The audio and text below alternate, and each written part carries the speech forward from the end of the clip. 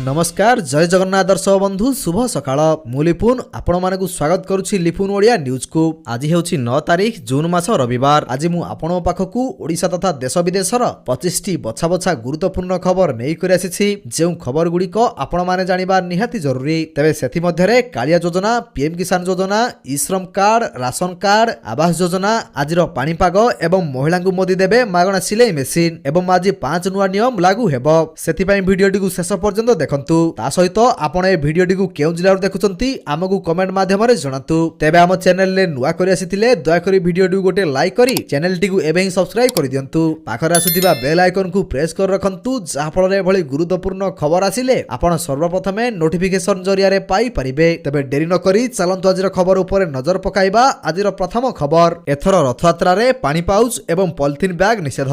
10 रु 15 लाख श्रद्धालुଙ୍କ समागम संभावना। चलित रथयात्रा रे 10 रु 15 लाख श्रद्धालुଙ୍କ समागम हेबार आशा करिछि प्रशासन। एथि निमंते गत रथयात्रा बैठक रे प्रशासन अनुमान लगाइछि। चलित रथयात्रा रे परिवेश प्रदूषण रोकिबाकू प्रशासन कड़ा अभिमुख्य ग्रहण करिछि। पानी पाउच और पॉलिथिन बैग व्यवहार निषेध करिबाकू प्रशासन निष्पत्ति नेछि। पॉलिथिन बदल रे कागज बैग, कागज कप और कागज ग्लास व्यवहार सुनिश्चित कराइबा निमंते नियोजित नोडल ऑफिसर को निर्देश दिया जाइछि। तो दर्शक बंधु चलंतु नजर पकेइबा परवर्ती खबर उपरे। पीएम किसान योजना रे कृषक अकाउंट को आसीबो 30,000 टंका। मोदी सरकार नेबे बड़ निष्पत्ति। आज क्रमागत तृतीय थर पाई नरेंद्र मोदी प्रधानमंत्री भावे शपथ ग्रहण करिवे। एही कार्य को एक बड़ ढंगरे संगठित करिया पाई प्रस्तुति चलिछि। एथि पाई 7टी पड़ोसी देशर मुख्यंकु निमंत्रण करा जाइछि। आज अनुष्ठित हेबाकु थिबा एही शपथ ग्रहण समारोह रे बांग्लादेश प्रधानमंत्री शेख हसीना एवं मालदीव राष्ट्रपति मोहम्मद मुइजुंग समेत पड़ोसी भारत महासागर रो 7 जण नेता जोग देबे। एथि मध्यरे पीएम किसान योजना मध्य अंतर्भुक्त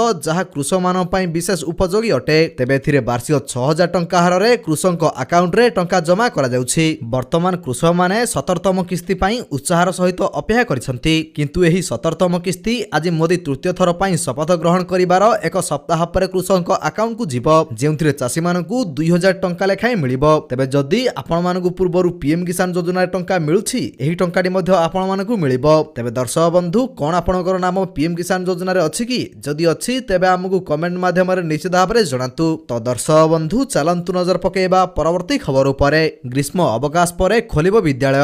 एही सब व्यवस्था पाई दियागला निर्देश। राज्य रे ग्रीष्म अवकाश परे विद्यालय गुडी को खोलिबाकू थिबारु एहा पूर्वरु स्वच्छता सुनिश्चित करिबाकू विद्यालय और गणशिक्षा विभाग निर्देश दैछि। आसंदा 18 तारिख रे स्कूल खोलुथिबारु एहार एक सप्ताह पूर्वरु समस्त सरकारी एवं सरकारी अनुदान प्राप्त उच्च माध्यमिक, उच्च प्राथमिक और प्राथमिक विद्यालय गुडीकर श्रेणीगृह और परिसर को सफा करिबा सह आसबाबपत्र और पानी टांकी सफा करिबा उपरे विभाग गुरुत्व प्रदान करिछि। सेही भली छात्रछात्रीक मध्याह्न भोजन निमंते रोषेई घर और अन्य आनुषंगिक व्यवस्था करिबा लागि मध्य निर्देश दिया जाइछि। तो दर्शक बंधु चलंतु नजर पकेइबा परवर्ती खबर उपरे। ओडिसा रे लागू हेबो आयुष्मान भारत योजना। जानतु काहाकु मिलिबो फायदा। ओडिसा रे भाजपा सरकार गढिले आयुष्मान भारत योजना लागू हेबो। प्रधानमंत्री गरीब कल्याण योजना, प्रधानमंत्री किसान सम्मान निधि योजना, प्रधानमंत्री आवास योजना रो समस्त लाभार्थी माने एही आयुष्मान भारत योजना रो लाभ पाइबे। एने निर्वाचन पूर्वरु राज्य भाजपा सभापति घोषणा करिथिले। सेपटे ओडिसा रे नुआ सरकार गठन हेबा परे ओडिसा रे बीएसके कार्ड बंद होई जिवो।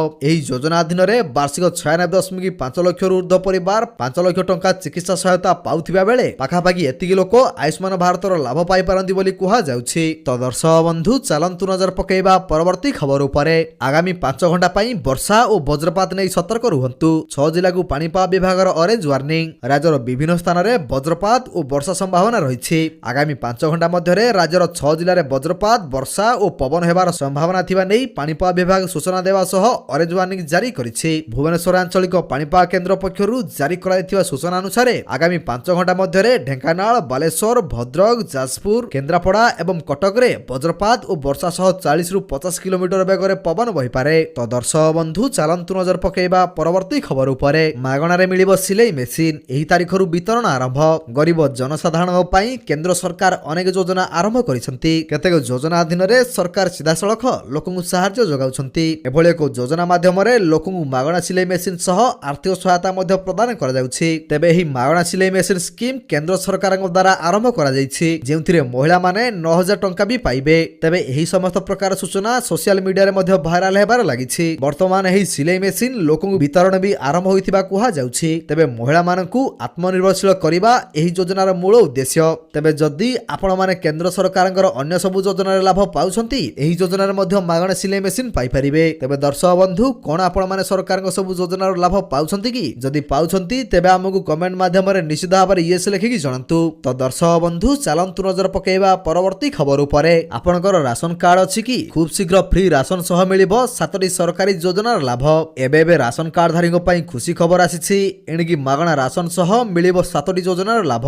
କେନ୍ଦ୍ର ସରକାରଙ୍କ ଦ୍ୱାରା ଆର୍ଥିକ ସୀମାରେଖା ତଳେ ଥିବା ଲୋକଙ୍କୁ ବିପିଏଲ୍ ରାସନ କାର୍ଡ ପ୍ରଦାନ କରାଯାଉଛି, ଯାହାଦ୍ୱାରା ସେମାନେ ମାଗଣା ରାସନର ଲାଭ ପାଉଛନ୍ତି। ଆପଣ ଜାଣିଛନ୍ତି କି ରାସନ କାର୍ଡରେ କେବଳ ମାଗଣା ରାସନ ନୁହେଁ, ଏହି ସରକାରୀ ଯୋଜନାର ଲାଭ ମିଳୁଛି। ଅର୍ଥାତ୍ ଆପଣଙ୍କ ପାଖରେ ରାସନ କାର୍ଡ ଥିଲେ ଫ୍ରି ରାସନ ସହ ଜଣେ ସରକାରୀ ସ୍କିମର ମଧ୍ୟ ଫାଇଦା ପାଇବେ। କେନ୍ଦ୍ର ସରକାରଙ୍କ ଦ୍ୱାରା ଆରମ୍ଭ ହୋଇଥିବା ପ୍ରଧାନମନ୍ତ୍ରୀ ଉଜ୍ଜ୍ୱଳା ଯୋଜନାର ମୂଳ ଉଦ୍ଦେଶ୍ୟ ହେଉଛି ଗରିବ ପରିବାରକୁ ସ୍ୱଚ୍ଛ ଇନ୍ଧନ ଯୋଗାଇ ଦେବା। ତେବେ ଏହି ଯୋଜନା ଅଧୀନରେ ରାସନ କାର୍ଡ ଧାରକମାନଙ୍କୁ ଏଲ୍ପିଜି ଗ୍ୟାସ ସିଲିଣ୍ଡର ମାଗଣାରେ ଯୋଗାଇ ଦିଆଯାଉଛି, ଯାହାକି ଖୁବ୍ ଶୀଘ୍ର ମିଳିବା ନେଇ ସରକାର ଘୋଷଣା କରିଛନ୍ତି। ତେବେ ଦର୍ଶକ ବନ୍ଧୁ ଯଦି ଆପଣଙ୍କର ରାସନ କାର୍ଡ ଅଛି ତେବେ ଏହି ଯୋଜନାରେ ମଧ୍ୟ ଆପଣମାନେ ମାଗଣା ସିଲିଣ୍ଡର ପାଇପାରିବେ। ତ ଦର୍ଶକ ବନ୍ଧୁ କଣ ଆପଣଙ୍କର ରାସନ କାର୍ଡ ଅଛି କି? ଯଦି ଅଛି ତେବେ ଆମକୁ କମେଣ୍ଟ ମାଧ୍ୟମରେ ନିଶ୍ଚିତ ଭାବରେ ଜଣାନ୍ତୁ।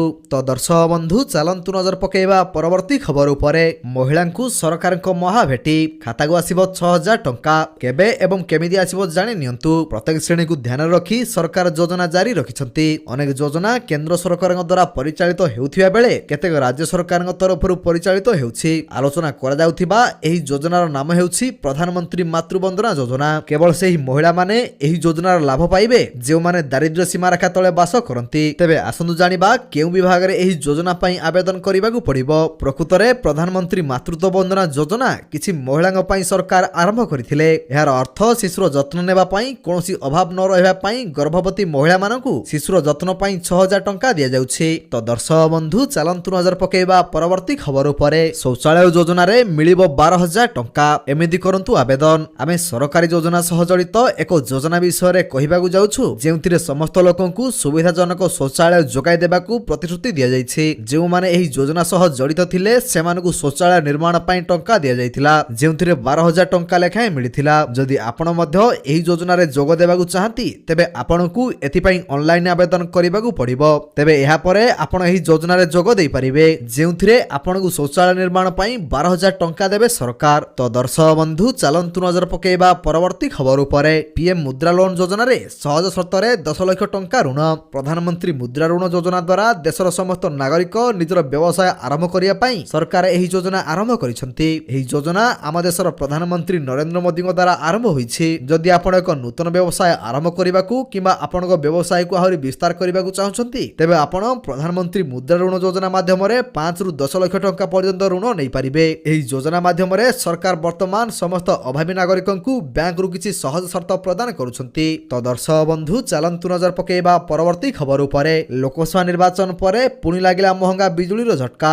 ଏଥର କେତେ ବଢ଼ିଲା ରେଟ୍ ଜାଣି ନିଅନ୍ତୁ। ଲୋକସଭା ନିର୍ବାଚନ ଶେଷ ହେବା ମାତ୍ରେ ଉତ୍ତରାଖଣ୍ଡର ଲୋକଙ୍କୁ ମହଙ୍ଗା ବିଦ୍ୟୁତର ଆଉ ଏକ ଶକ୍ତ ଝଟକା ଲାଗିଛି। ଶକ୍ତି ନିଗମ ଜୁନ୍ ମାସ ପାଇଁ ଇନ୍ଧନ ଏବଂ ଶକ୍ତି କ୍ରୟ ମୂଲ୍ୟ ସଂଶୋଧନ ହାର ଘୋଷଣା କରିଛି। ଜୁନ୍ ମାସ ପାଇଁ ୟୁନିଟ୍ ପିଛା ବିଦ୍ୟୁତ ହାର 12 ପଇସାରୁ 45 ପଇସାକୁ ବୃଦ୍ଧି ପାଇଛି। କ୍ରମାଗତ 11 ମାସ ପାଇଁ ଶକ୍ତି ନିଗମ ଦ୍ୱାରା ଗ୍ରାହକଙ୍କୁ ବିଦ୍ୟୁତ ବିଲ୍ରେ ଝଟକା ଦିଆଯାଇଛି। ନଭେମ୍ବର 2023 ବ୍ୟତୀତ ଅଗଷ୍ଟ 2023ରୁ ବର୍ତ୍ତମାନ ପର୍ଯ୍ୟନ୍ତ ପ୍ରତ୍ୟେକ ମାସରେ ବିଦ୍ୟୁତ ହାର ବୃଦ୍ଧି ପାଉଛି। ତ ଦର୍ଶକ ବନ୍ଧୁ ଚାଲନ୍ତୁ ନଜର ପକାଇବା ପରବର୍ତ୍ତୀ ଖବର ଉପରେ। ଅନଲାଇନ୍ ଠକେଇ ରୋକିବାକୁ ଆର୍ବିଆଇ ଆପଣାଇବାକୁ ଯାଉଛି ନୂଆ ବ୍ୟବସ୍ଥା। ଏଥିପାଇଁ ଡିଜିଟାଲ ପେମେଣ୍ଟ ଇଣ୍ଟେଲିଜେନ୍ସ ପ୍ଲାଟଫର୍ମ ସୃଷ୍ଟି କରିବ ଆର୍ବିଆଇ। ଏହି ପ୍ଲାଟଫର୍ମ ପ୍ରତିଷ୍ଠା ପାଇଁ ରିଜର୍ଭ ବ୍ୟାଙ୍କ ଅଫ୍ ଇଣ୍ଡିଆ ଏକ କମିଟି ଗଠନ କରିଛି, ଯାହାକି ଏହାର ବିଭିନ୍ନ ଦିଗକୁ ବିଚାର କରିବା ପରେ କାର୍ଯ୍ୟ କରିବ। ଆଜି ଭାରତୀୟ ରିଜର୍ଭ ବ୍ୟାଙ୍କର ମୁଦ୍ରାନୀତି କମିଟିର ବୈଠକ ପରେ ଆର୍ବିଆଇ ଗଭର୍ଣ୍ଣର ଶକ୍ତିକାନ୍ତ ଦାସ ଏହି ଘୋଷଣା କରିଛନ୍ତି। ଏହି ଡିଜିଟାଲ ପେମେଣ୍ଟ ଇଣ୍ଟେଲିଜେନ୍ସ ପ୍ଲାଟଫର୍ମ ସୃଷ୍ଟି କରିବା ଦ୍ୱାରା ଅନେକ ଲାଭ ହେବ। ତ ଦର୍ଶକ ବନ୍ଧୁ ଚାଲନ୍ତୁ ନଜର ପକାଇବା ପରବର୍ତ୍ତୀ ଖବର ଉପରେ। ବଦଳିଲା ଶ୍ରୀମନ୍ଦିର ପ୍ରଶାସନର ନିଷ୍ପତ୍ତି। ଅର୍ପଣ ଚାଉଳରୁ ପ୍ରସ୍ତୁତ ମହାପ୍ରସାଦ ବଣ୍ଟନ ବନ୍ଦ। ରାଜ୍ୟ ସରକାରଙ୍କ ନିର୍ଦ୍ଦେଶ ଓ ଶ୍ରୀମନ୍ଦିର ପ୍ରଶାସନର ନିଷ୍ପତ୍ତି କ୍ରମେ ମହାପ୍ରଭୁଙ୍କ ଅର୍ପଣ ରଥ ଚାଉଳରେ ପ୍ରସ୍ତୁତ ହେଉଥିଲା କାନିକା, ଖେଚେଡ଼ି ଆଦି ମହାପ୍ରସାଦ। ସୁଆର ମହାସୁଆର ନିଯୋଗ ଏହାକୁ ଶ୍ରୀମନ୍ଦିର ରୋଷଶାଳାରେ ପ୍ରସ୍ତୁତ କରି ଶ୍ରୀମନ୍ଦିରର 3 ଦ୍ୱାରରେ ଭକ୍ତଙ୍କୁ ମାଗଣାରେ ବାଣ୍ଟୁଥିଲା। ଚଳିତ ବର୍ଷ ଫେବୃଆରୀ ମାସରୁ ଭକ୍ତମାନେ ଏହି ମାଗଣା ମହାପ୍ରସାଦ ପାଇପାରୁଥିଲେ। ତ ଦର୍ଶକ ବନ୍ଧୁ ଚାଲନ୍ତୁ ନଜର ପକାଇବା ପରବର୍ତ୍ତୀ ଖବର ଉପରେ। ଝିଅର 10ମ ଶ୍ରେଣୀ ପରୀକ୍ଷା ପ୍ରସ୍ତୁତି ପାଇଁ 6 ମାସ ଛୁଟିରେ ଗଲେ ସଚିବ ସୁଜାତା କାର୍ତ୍ତିକେୟନ। ଝିଅର 10ମ ଶ୍ରେଣୀ ପରୀକ୍ଷା ପ୍ରସ୍ତୁତି ପାଇଁ ରାଜ୍ୟ ସରକାରଙ୍କ ଅର୍ଥ ବିଭାଗର ସ୍ୱତନ୍ତ୍ର ସଚିବ ସୁଜାତା ଆର୍ କାର୍ତ୍ତିକେୟନ 6 ମାସ ପାଇଁ ଛୁଟିରେ ଯାଇଛନ୍ତି। ଏନେଇ ସାଧାରଣ ପ୍ରଶାସନ ବିଭାଗ ପକ୍ଷରୁ ସୂଚନା ଦିଆଯାଇଛି। 2000 ବ୍ୟାଚର ଆଇଏଏସ୍ ଗତ 31 ତାରିଖ ଠାରୁ ଛୁଟିରେ ଅଛନ୍ତି। ଝିଅର 10ମ ଶ୍ରେଣୀ ପରୀକ୍ଷା ଥିବାରୁ ତାର ପ୍ରସ୍ତୁତି ପାଇଁ ସେ ଆସନ୍ତା ନଭେମ୍ବର 31 ତାରିଖ ଯାଏଁ ଛୁଟିରେ ରହିବେ। ତ ଦର୍ଶକ ବନ୍ଧୁ ଚାଲନ୍ତୁ ନଜର ପକେଇବା ପରବର୍ତ୍ତୀ ଖବର ଉପରେ। ନିର୍ବାଚନ ଫଳ ପରେ ରାହୁଲଙ୍କ ପାଇଁ ଖୁସି ଖବର, ମିଳିଲା ଜାମିନ। ଲୋକସଭା ନିର୍ବାଚନରେ କଂଗ୍ରେସର ଭଲ ପ୍ରଦର୍ଶନ ପରେ ରାହୁଲ ଗାନ୍ଧୀଙ୍କୁ ପୁଣି ଏକ ଖୁସି ଖବର ମିଳିଛି। ବେଙ୍ଗାଲୁରୁର ଏକ କୋର୍ଟ ରାହୁଲଙ୍କ ଉପରେ ରହିଥିବା ମାନହାନି ମାମଲାରେ ଜାମିନ ପ୍ରଦାନ କରିଛନ୍ତି। କର୍ଣ୍ଣାଟକର ଏକ ବହୁ ପ୍ରସାରିତ ସମ୍ବାଦପତ୍ରରେ ଅପମାନଜନକ ବିଜ୍ଞାପନ ଦେଇଥିବା ନେଇ ରାହୁଲଙ୍କ ବିରୋଧରେ ବିଜେପି ମାମଲା ରୁଜୁ କରିଥିଲା, ଯାହାର ବିଚାର କରି ସ୍ୱତନ୍ତ୍ର ଅଦାଲତ ତାଙ୍କୁ ଜାମିନ ପ୍ରଦାନ କରିଛନ୍ତି। ତ ଦର୍ଶକ ବନ୍ଧୁ ଚାଲନ୍ତୁ ନଜର ପକେଇବା ପରବର୍ତ୍ତୀ ଖବର ଉପରେ। ଆମେରିକାକୁ ଘେରିବାକୁ ପ୍ରୟାସ, କାରିବିଅନ ସମୁଦ୍ରରେ ଯୁଦ୍ଧାଭ୍ୟାସ କରିବ ରୁଷ। ଫିଲିପାଇନ ସୀମାରେ ପଇଁତରା ମାରୁଛି ଚୀନ ଯୁଦ୍ଧ ଜାହାଜ। ଆମେରିକାର ଟେନସନ ବଢାଇଲା ପୁଟିନ ସରକାର। ଆମେରିକାର ସୀମାରେ ରୁଷର ଯୁଦ୍ଧପଥ। କାରିବିଅନ କ୍ୟୁବା ସହ ମିଶି ଯୁଦ୍ଧାଭ୍ୟାସ କରିବ ରୁଷୀୟ ସେନା। ୟୁକ୍ରେନରେ ରୁଷର ହମଲାକୁ ନେଇ ମସ୍କୋ ଏବଂ ୱାସିଂଟନ ମଧ୍ୟରେ ତିକ୍ତତା ବୃଦ୍ଧି ପାଇବାରେ ଲାଗିଛି। ୱାସିଂଟନକୁ ଆଉ ଏକ ଶକ୍ତ ଝଟକା ଦେବାକୁ ଯାଇ ଅନ୍ୟ ଏକ ଉପାୟ ଆପଣାଇଛି ମସ୍କୋ। ଆମେରିକାର ପଛପଟେ ଅର୍ଥାତ୍ ସମୁଦ୍ର ସୀମାରେ ଯୁଦ୍ଧାଭ୍ୟାସ ଲାଗି ସୈନ୍ୟ ଏବଂ ଯୁଦ୍ଧ ଉପକରଣ ପଠାଇଛନ୍ତି ପୁଟିନ ସରକାର। ତ ଦର୍ଶକ ବନ୍ଧୁ ଚାଲନ୍ତୁ ନଜର ପକେଇବା ପରବର୍ତ୍ତୀ ଖବର ଉପରେ। ବରଫ ଚାଦରରେ ମିଳିଲା ବିଶାଳକାୟ ଭାଇରସ, ଧିମା କରିପାରେ ବରଫ ତରଳିବା ହାର।